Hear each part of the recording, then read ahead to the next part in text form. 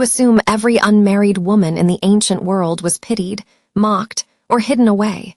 But the truth is far stranger than you think. Picture growing up knowing your identity depended on a husband. Then imagine reaching 30 with no ring, no household, no name of your own. Most people assume the opposite, that staying single meant a woman had failed. But in several ancient societies, it meant something closer to power. Some unmarried women held land, ran businesses, led rituals, and answered to no husband at all. A reality most history classes never mention. This is the story of what actually happened to women who never married, across cultures that punished them, freed them, and sometimes worshipped them. Now here's where it gets interesting. The fate of an unmarried woman depended entirely on which ancient world she happened to be born into. In ancient Athens, an unmarried woman legally belonged to her father or nearest male relative, unable to own property or make decisions for herself. You'd assume Sparta was just as strict, but Spartan women who stayed unmarried past a certain age could still own land, train, and speak publicly. Most ancient people had to marry young out of necessity, so an unmarried Spartan woman in her 20s was rare enough to draw open stares. But that was not easy. Spartan law even fined bachelors for staying single, yet gave unmarried women more physical freedom than their Athenian neighbors. Now consider what this meant in Rome, where the Emperor Augustus passed a law taxing and penalizing any woman who refused to marry or remarry. You'd live under constant pressure, watching unmarried friends lose inheritance rights simply for staying single past the age Rome considered acceptable for a woman.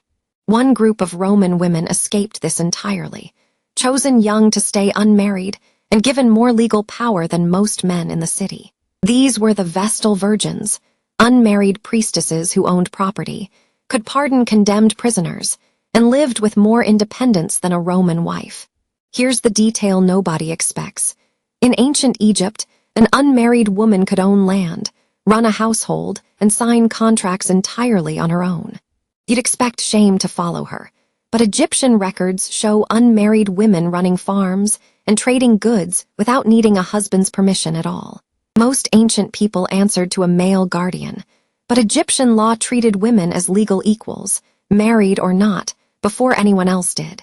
Turns out the truth is even stranger. Some unmarried Egyptian women held titles as priestesses of Hathor, positions with real income, respect, and independence. Here's what actually happened next in medieval Europe. The word spinster began as a literal job title, a woman who spun wool to survive. You'd picture a lonely, pitiable figure, but many unmarried spinners in medieval towns earned steady income and never needed a husband to survive at all.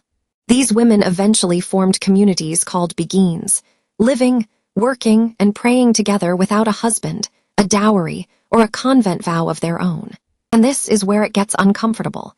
The church distrusted these communities enough to accuse Beguines of heresy for simply living independently of men.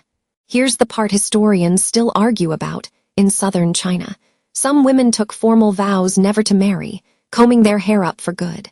You'd think refusing marriage meant exile from your family, but these self-combed women often supported their parents financially through work in the silk industry instead. This is where the story splits. Some families accepted the choice proudly, while others forced a symbolic marriage to a rooster to save face. And once you know this, everything makes more sense. An unmarried woman here wasn't broken or unwanted. She was simply choosing a different path. But that's not the wild part. In many indigenous nations, an unmarried woman was never viewed as incomplete, since status came from skill, not marriage. You'd expect a single woman to be an outcast, but in several tribal nations, she could become a respected healer, hunter, or spiritual guide instead. Imagine this, a woman choosing never to marry, yet still holding land rights, ceremonial duties, and a permanent seat within her community's decision-making council. Now here's the twist most people never hear. These unmarried women were often seen as more spiritually powerful because they belonged to no man. But there's a catch to the Vestal story.